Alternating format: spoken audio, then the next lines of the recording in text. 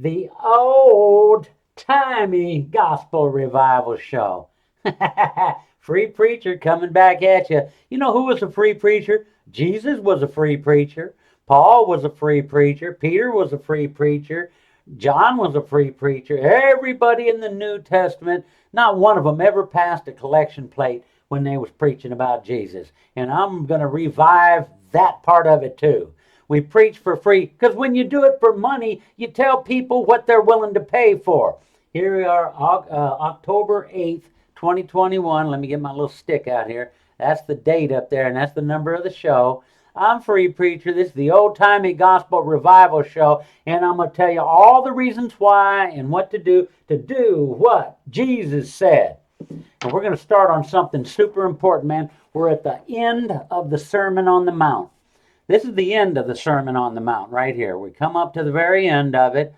Matthew 7 and 21 to 23. I want you to see something here. Not everyone that saith unto me, Lord, Lord, shall enter into the kingdom of heaven. Look at that, folks. You calling Jesus Lord, that don't get you in. You can call him Lord and go on and on and on about how he's your Lord. That don't get you in. Accepting Jesus as your personal Savior, that don't get you into the kingdom. But he that does the will of my Father which is in heaven. You got to do the will of God. Accepting him as your personal Savior, that's half the deal. Him accepting you as one of his people, that's the other half. And you do that the way he said. There's no other way than the way that the king said about getting into the kingdom. No way that the Lord said about getting into his kingdom. And calling him Lord is a good start, but it don't get the job done by itself. You got to do the will of the Father which is in heaven. And that's his instructions. Love your enemies. Forgive everybody. Golden rule. That's the will of the Father. Many will say to me in that day, Lord, Lord, have we not prophesied in your name? And in your name have cast out devils? And in your name done many wonderful works? Man, they build them great big churches with all the huge steeples in his name. And in your name have cast out, they're casting out all them drinking, cigarette smoking, pot smoking, gay people. They're casting all them people out thinking they're casting out devils. Jesus told you to love them people and bring them on in. You're casting them out in his name. That don't help. See, you all are doing it all in his name, but you're not doing what he told you to do. We're not prophesied in your name. Your preacher's up there prophesying in his name and lying his butt off. And then will I profess unto them, I never knew you. Can you imagine that? You croak here in this world, you go over yonder, you're standing there at the go this way or the go that way gate, and he's going to say, I never knew you. Depart from me, all of you that work iniquity. Now, apparently, it's iniquity to use his name to do wonderful works and not do what he said. It's iniquity to cast out all them shaggy, raggy people that come there, and your church don't look so nice with a bunch of raggedy people. You're casting them out. That's iniquity, it sure looks like right there, don't it? Let's get another one out here. Let's get this one out right here, son. Take one down, put another one up. If I can get it up here. This high-tech stuff is kind of hard to work sometimes, you know. High-tech. This ain't high-tech, Bubba. Check it out. Check this out. It's the end of Sermon on the Mount. Therefore, whosoever hears these sayings of mine, that's the things that he said. That's the red letter words in the Bible. That's in the New Testament when it says, and Jesus spoke, and Jesus said this. That's Jesus talking. Get your red letter King James. It's easy to see what he's talking. These sayings of mine, you got to hear them. You have to absorb them. And reading is hearing. However you absorb them, that's all right. But hear these sayings of his. Loving your enemies. All the stuff he said. And does them. In the King James it says, and doeth them. Heareth these sayings of mine, and doeth them. We don't say doeth now. We say does. We don't say heareth. We say hears.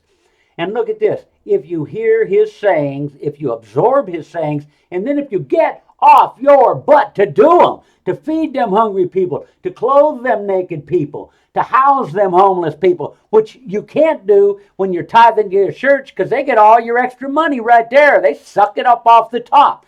Take that the money you've been given to your church and use it to do them things what Jesus said.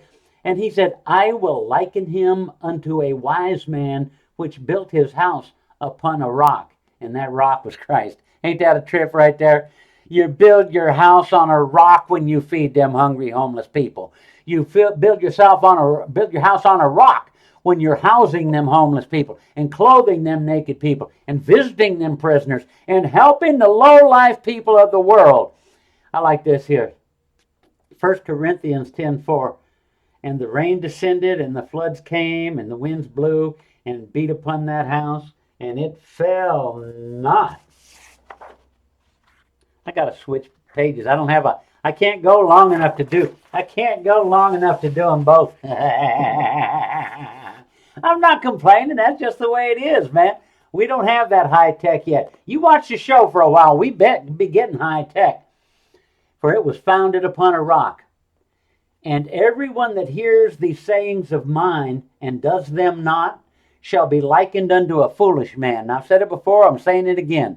When you get up there and you ain't getting in, you're going to be likened unto a foolish man, but not by Jesus himself. You don't even get the one-on-one meeting with the Lord. You will be likened unto a foolish man because all those sayings of his, you didn't have time to do them. You was busy doing what the church told you. You didn't have money to do them. You was busy giving the money to the church. You don't have the effort to do them because you spend all your effort going and listening to them lying preachers. You're going to be likened unto a foolish man which built his house upon the sand. And you build your house upon the shifting sands of tradition. What the churches teach now is different than what they taught 100 years ago. It's different than what they taught 500 years ago. It's different than what they taught 1,000 years ago. It's different than what they're going to be teaching 100 years from now. It's a shifting sand. The words of Jesus stay the same. His words stay the same. And the rain descended, and the floods came, and the winds blew and beat upon that house. And it fell. And great was the fall of it.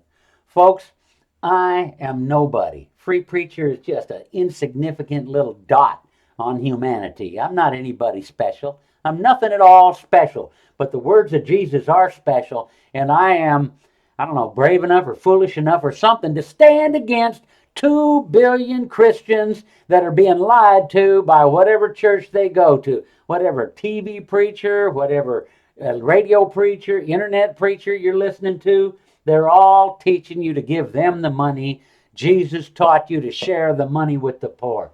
And you don't have to save no poor person either. I don't know why that all the poor people get to go. I really don't.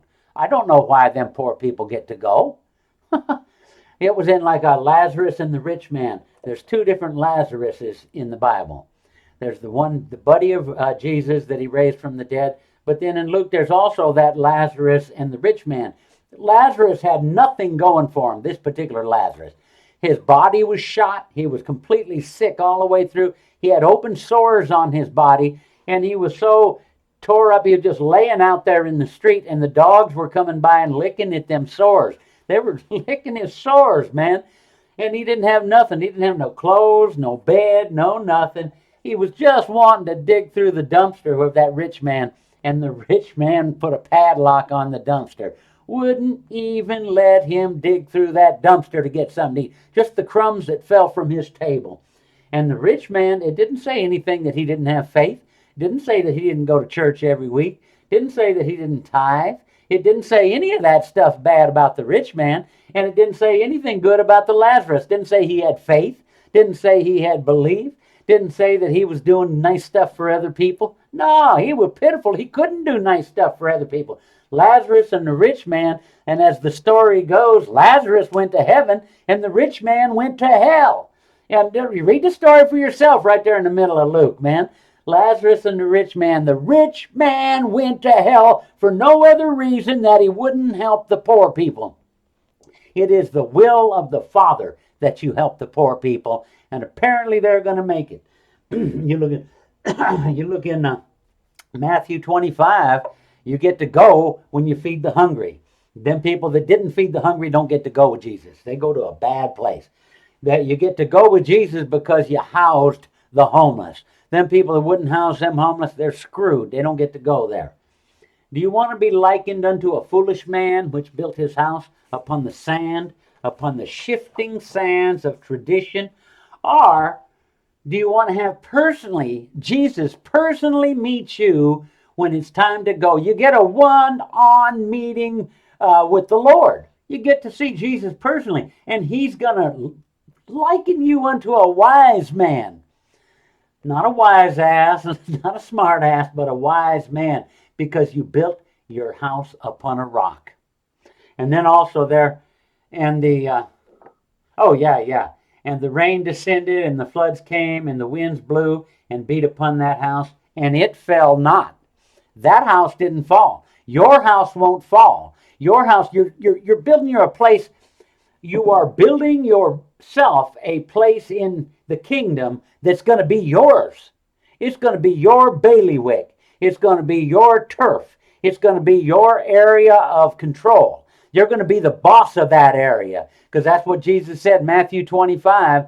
If you spend your talents well and profit from them, eternal profit, you're going to get up over there, and he says he's going to make you ruler over many things. You get to be ruler. You don't have to be just a flunky up in the kingdom. You don't just have to be piddling around, sitting on a cloud, praising Jesus. You will have authority in the kingdom because you took and exercised some authority here to do what he said instead of what your lying church leader said. They want the money for themselves. Jesus wants the money for the poor people.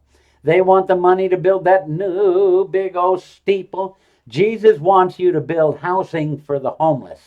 They want that money so that preacher can get a bigger mansion, a bigger jet airplane, a nicer limousine, send his kids to the better college and all that stuff.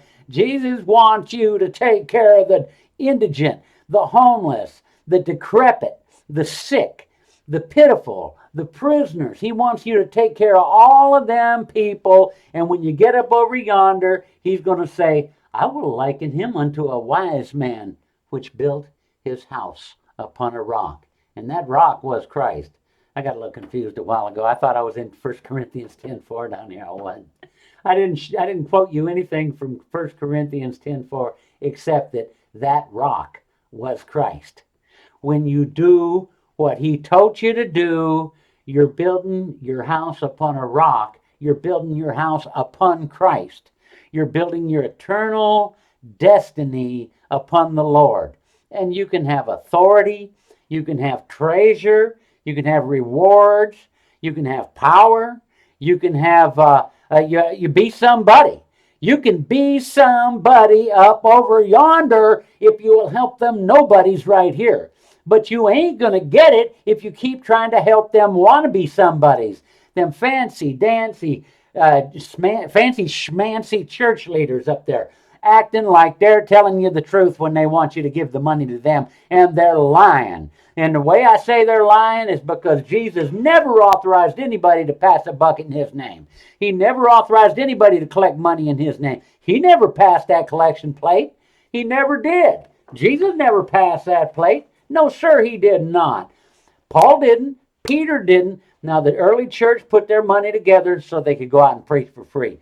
Paul raised money for his mission trips so he could go out and preach for free. But nobody did, and Jesus told you where to put the money. You put the money to them people that's really desperate, really needing it, really hurting. Oh, them poor dudes like that, man, that's who you're supposed to help with the money. You do what Jesus said. D.W.J.S. Simple as not. What would Jesus do? What would Jesus do? It don't matter what Jesus would do. He told you a couple times, he said, here's an example that I want you to do like this. But not most of his stuff. Most of his stuff, he was doing his thing, and then he told you how to do your thing. All the stuff he told you, that's your thing. If you want to go with him, that's your thing. If you want to be rewarded, that's your thing. If you want to be a ruler of a small part of the kingdom, that's what you got to do. And my job is to love you no matter what a piece of crap you are. Love you, man. Bye.